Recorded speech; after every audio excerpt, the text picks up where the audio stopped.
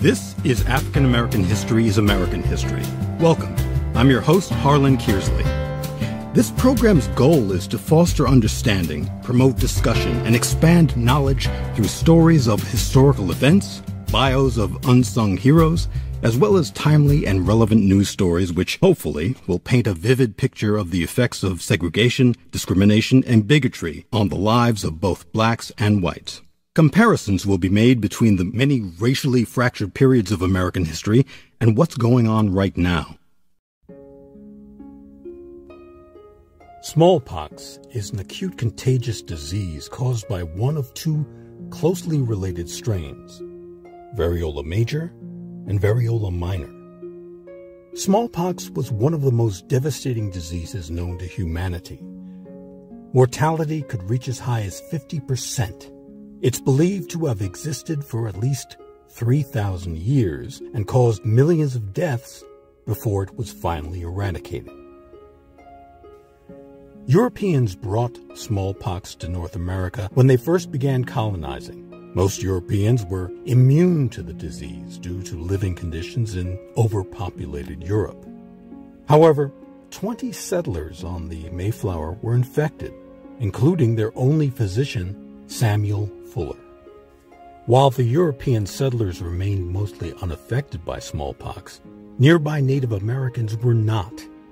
By 1618, a year after the first epidemic swept through Massachusetts, more than two-thirds of the Massachusetts Native Americans, including the Mohawks, Native people in the Lake Ontario area, and the Iroquois, were killed from infection.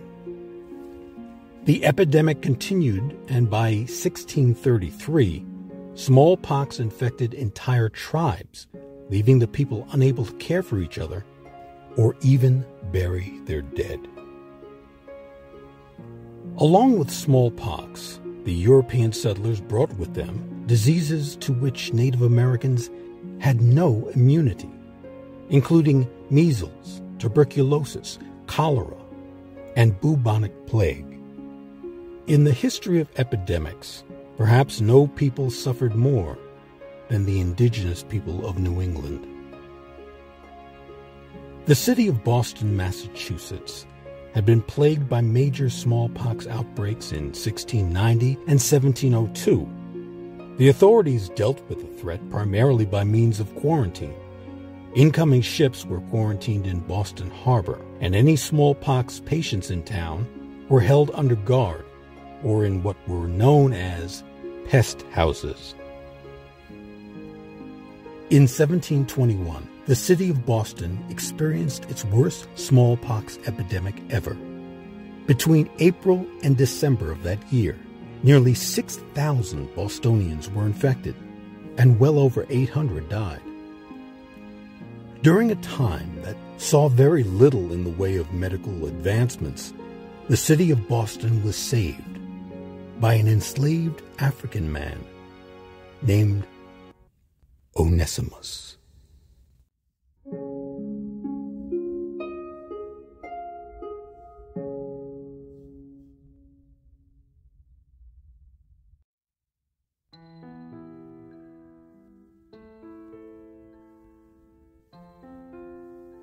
Onesimus's actual birth name is unknown, but we do know that he was brought to Boston, Massachusetts as a slave from West Africa, possibly Ghana. In 1706, he was given as a gift by the Congregation of North Church to their Puritan minister, Cotton Mather. Mather was well respected in Boston and a prominent figure during the Salem witch trials.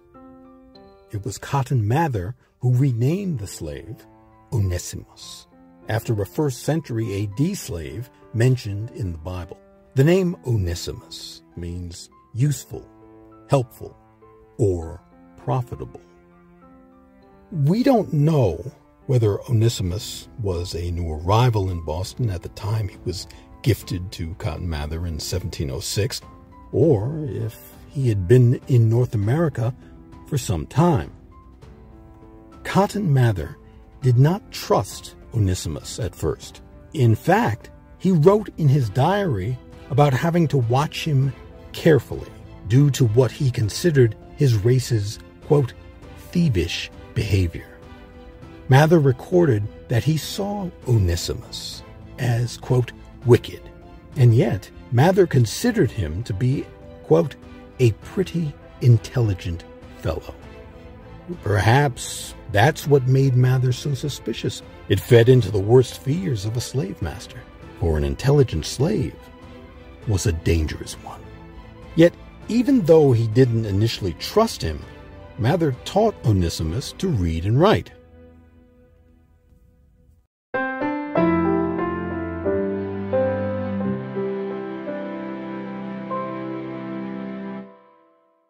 This is African American History is American History.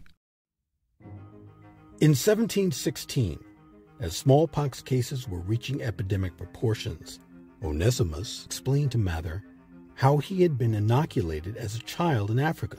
Mather recorded in his diary what Onesimus had told him, that he, quote, had undergone an operation which had given him something of the smallpox and would forever preserve him from it, and whoever had the courage to use it was forever free of the fear of contagion. Onesimus went on to explain to Mather about the practice of inoculations and how they had been used in Africa for centuries. The operation Onesimus referred to consisted of rubbing pus from an infected person into an open wound on the arm. Now, this was done in a controlled manner and under the supervision of a physician, so the symptoms would be milder, but still confer immunity. Once the infected material was introduced into the body, the person who underwent the procedure was inoculated against smallpox. Now, this wasn't a vaccination, which involves exposure to a less dangerous virus to provoke immunity, but it did activate the recipient's immune response and protected them against the disease most of the time.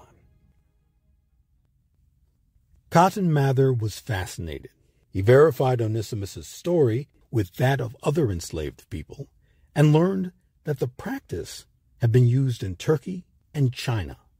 Mather followed Onesimus's medical advice because, as he wrote, quote, inferiority had not yet been indelibly written onto the bodies of Africans. Mather also believed that disease, specifically smallpox, was a spiritual and physical punishment. So he saw this cure as, quote, God's providential gift. Convinced, Mather promoted inoculation as protection against smallpox, citing Onesimus and African folk medicine as the source of the procedure. Needless to say, the idea of a slave being instrumental in the easing of the impact of the smallpox outbreak didn't sit well with the Boston residents. Mather was ridiculed publicly for relying on the testimony of a slave. It was commonly anticipated that enslaved Africans would one day attempt an overthrow of white society. Therefore, they assumed that this was nothing more than a ploy to poison white citizens. Many years earlier, Boston had passed laws which included race-based punishments and codes to prevent slave uprisings. This skepticism of African medicine caused a violent controversy in 1721. Even a young Bostonian scientist and soon-to-be founding father, Benjamin Franklin, was vehemently opposed to the whole idea of, quote, African folk medicine, and he participated in a rapidly growing anti-inoculation campaign. Sadly, the very same unfounded prejudices that caused Mather to initially distrust Onesimus made other white colonists reluctant to undergo a medical procedure developed by or for black people. Mather brought this vital information to Dr. Zabdiel Boylston. Boylston is known for holding several firsts. He performed the first surgical operation by an American physician, the first removal of gallbladder stones in 1710, and the first removal of a breast tumor in 1718.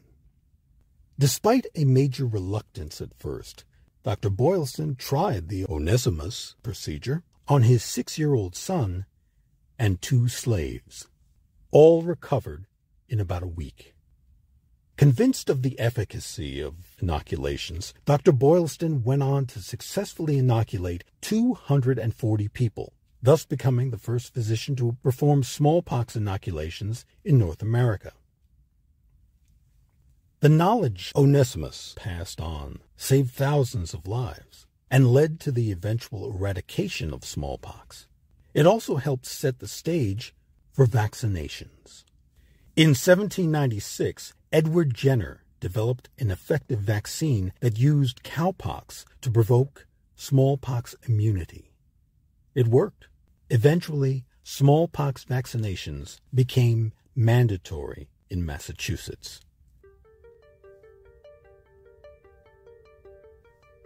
It's not clear if Onesimus lived to see the success of the technique he introduced.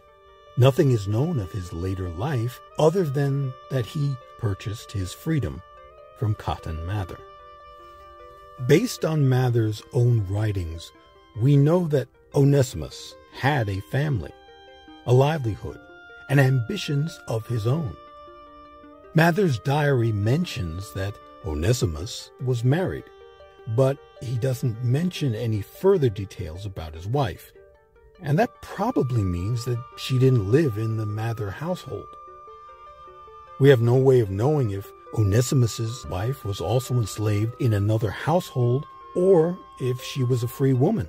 In either case, the couple had and lost 2 sons. One died in 1714 and another in 1716.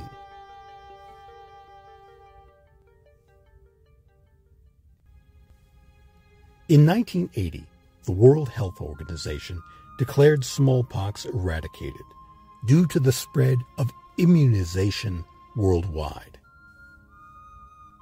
Health and medical scholars describe vaccinations as one of mankind's top 10 achievements in public health.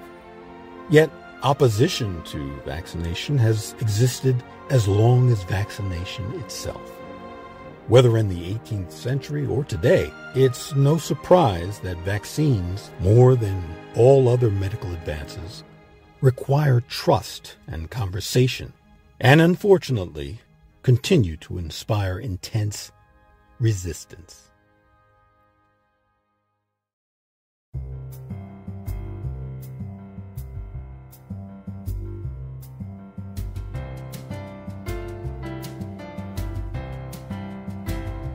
This has been African American History is American History. The episode you've been listening to, Onesimus, the true story of an enslaved African who saved Boston from a smallpox epidemic, was written and directed by Harlan Kearsley. I'm Harlan Kearsley, and on behalf of everyone involved with African American History is American History, thank you for listening. And if you haven't done so, please subscribe. It's free, and once you do, you'll be notified as soon as new episodes are posted.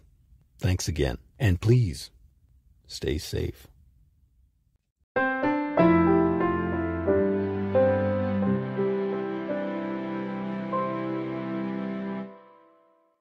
African American History is American History. Copyright H.C. Kearsley, 2022.